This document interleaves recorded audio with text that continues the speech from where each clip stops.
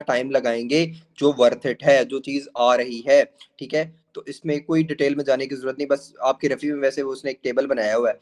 ठीक है, आप फिलहाल इतना याद रखिए कि अगर एच बी कम है और साथ उसने डीप ज्वाइंटस और प्लेटलेट्स जो है वो 26,000 तक पहुंचाए हुए हैं, तो आपने सिंपल और सिंपल हीमोलिटिक क्राइसिस की तरफ सोचना है, नथिंग एल्स, नथिंग एल्स। ठीक है, पेनक्रेटिक सिक्रीशंस कहाँ जाएंगी? लेसर सैक में जाएंगी। अच्छा, पी से पेनक्रेटिक सिक्रीशंस, पी से पोस्टीरियर ड्यूडेनल वॉल की सिक्रीशंस, वो ये दोनों जो हैं, ये जो दोनों जो हैं वो लेसर सैक में जाएंगी। अच्छा, जो इंटीरियर ड्यूडेनल वॉल जो है वो अगर रप्चर होगी तो वो कहाँ जाएगी? वो पोस्टीरियर सबफ्रेनिक स्पेस। कौन सी posterior subphrenic space? Right side वाली, राइट साइड वाली। और उसके अलावा greater sac. Least distensible part of urethra. अच्छा सर, वो जो इंटीरियर एब्डोमिनल वॉल वाला था, उसमें कौन सा यूरिथ्रा था? उसमें कौन सा यूरिथ्रा था? उसमें कौन सा यूरिथ्रा था? जो इंटीरियर एब्डोमिनल वॉल वाला सिनेरियो था, उसमें कौन सा यूरिथ्रा था? Any? Spongy spongy spongy urethra. अच्छा, तो पिनाइल कहाँ पे था? अभी पिछले इधर हमने पढ़ा है पिनाइल यूरिथ्रा, वो कहाँ पे था? अगर वहां पे स्पंजी था तो सर पिनाइल। अगर वहाँ, अगर ना मतलब डैमेज होती है और लीक मतलब फ्लूइड ना हो तो वो पिनाइल यूरेथ्रा। हाँ हाँ हाँ, ठीक है, ठीक है, लेकिन उसमें भी इंटीरियर एब्डोमिनल वॉल ही था। ठीक है, पिनाइल यूरिथ्रा वाले में भी उसने वही दिया हुआ था। ठीक है, बेसिकली जो पिनाइल यूरिथ्रा होता है, पिनाइल यूरिथ्रा होता है, ठीक है, शाफ्ट ऑफ पीनस के अंदर, शाफ्ट ऑफ पीनस के अंदर जो यूरिथ्रा होता है उसको हम क्या कहते हैं? शाफ्ट ऑफ पीनस के अंदर जो यूरिथ्रा होता है उसको हम कौन सा यूरिथ्रा कहते हैं? Phenyl urethra. उसको हम क्या कहते हैं?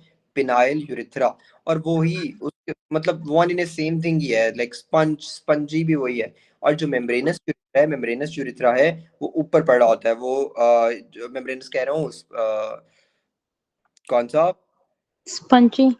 हाँ, स्पंजी इज लाइक, मैं इसको फिर मिक्स करूंगा। बहरहाल, इधर जो उसने पूछा least distensible part of urethra, वो कौन सा है? Least distensible part of urethra होता है मेम्ब्रेनस। ठीक है, मेम्ब्रेनस यूरिथ्रा जो होता है वो शॉर्टेस्ट होता है और लीस्ट डिस्टेंसेबल होता है। शॉर्टेस्ट होता है और लीस्ट डिस्टेंसेबल होता है। ठीक है। अच्छा, रेथकेस पाउच कहाँ से ड्राइव होता है? रेथकेस पाउच जो होता है वो स्टोमोडियम ऑफ फोरगेट। मैं इस वजह से ज्यादा डिटेल में चीजों की नहीं जा रहा कि टाइम शॉर्ट है, तो हमें ये पेपर खत्म करना है। रेथकेस पाउच कहाँ पे होता है? जो स्टोमोडियम ऑफ फोरगट, एक हमने चीज पढ़ी थी, स्टोमोडियम फोरगट और जो होता है स्टोमोडियम और फोरगट, इन दोनों को क्या चीज अलहदा करती है? बक्को फ्रंजियल मेम्ब्रेन, बक्को फ्रंजियल मेम्ब्रेन। ये भी एमसी। अनीमिक एपोक्सिया का सिनेरियो है, ये आया हुआ बार बार। Not responsive to oxygen therapy. अब normality associated with bicuspid aortic valve, coarctation of aorta होती है जी। फिनाइल एलानिन इन यूरिन आ रहा है, तो फिनाइल कीटोन यूरिया। ठीक है, फिनाइल कीटोन यूरिया। कोलाग्रल यूरिन है, स्प्लिनोमेगेली है, स्टूल टेस्ट की है, तो crescent shape organism P falciparum. Carbon dioxide bicarb, bicarb, carbon dioxide transport किस फॉर्म में होती है? By car, by car. दो कारों पे बैठ ट्रांसपोर्ट होती है। ठीक है, लेकिन पीछे जो एमसीक्यू था, ट्रांसपोर्ट, प्लीज माइक बंद करें जिनका ऑन है।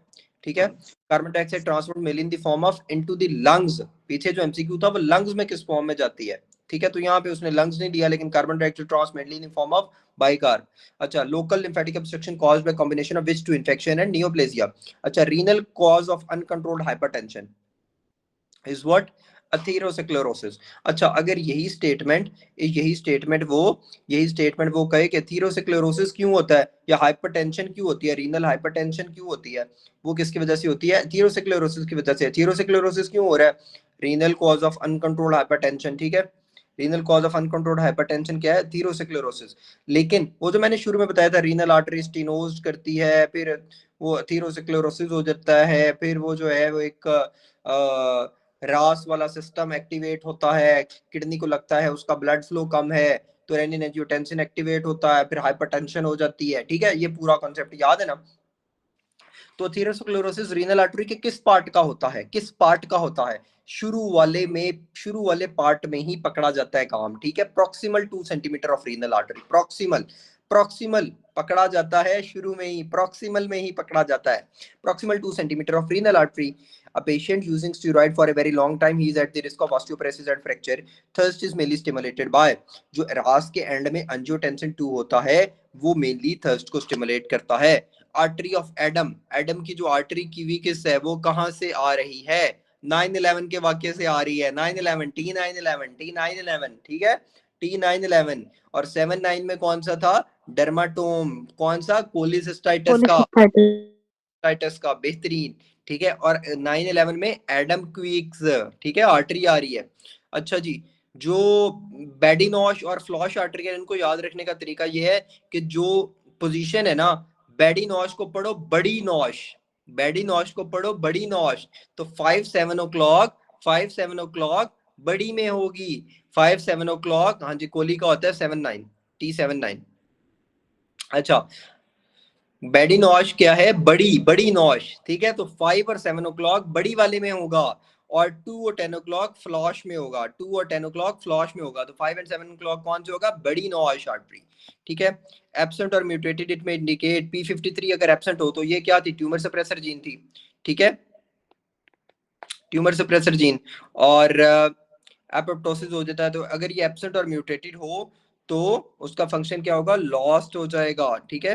तो उसकी वजह से क्या होगा? सेल कभी भी मरेगा नहीं, सेल कभी मरेगा नहीं, ठीक है। और अगर सेल मरेगा नहीं तो क्या होगा? वो cell survival, cell survival. This is your tumour suppressor gene, ठीक है। लाइक ये है ट्यूमर सप्रेसर जीन, इसने क्या करना है? ट्यूमर को आगे सप्रेस करना है। लेकिन अगर ये एब्सेंट है, ये नहीं है, तो ट्यूमर सप्रेस, लाइक ये ट्यूमर सप्रेसर जीन थी, ये ट्यूमर था, इसने ट्यूमर को क्या किया? आके सप्रेस कर दिया और ट्यूमर सप्रेस्ड हो गया। लेकिन अगर ये नहीं है तो ट्यूमर सप्रेस्ड नहीं होगा, तो उसकी वजह से क्या होगा? सेल सर्वाइव हो जाएगा, सेल सर्वाइव हो जाएगा, ठीक है। Cell survival is the right option. 59-year-old male present with high calcium painless hematuria solid mass on palpation flank and sonography most probable diagnosis is। जब भी flank pain के साथ उसने mass दिया हो, always think about hematuria भी उसने दे दिया है तो renal cell carcinoma। अच्छा, multiple information regarding the problem। अच्छा, आप ये भी repeated bloating हो रही है, abdominal cramp हो रहे हैं, foul smelling stool है, तो आप क्या करवाओगे? What investigation will do? Stool DR करवाओगे, ठीक है। अच्छा, during first minute of apnoea the PCO2 raises up to, ठीक है। PCO2 कितना होगा? P को उल्टा करो तो 6 बनेगा, 6 मिलीमीटर Hg तक होगा। पहला वर्ड जो PCO2 का है, पहला वर्ड जो PCO2 का है वो P है, तो P को उल्टा करो 6 बनेगा, P को उल्टा करो 6 बनेगा।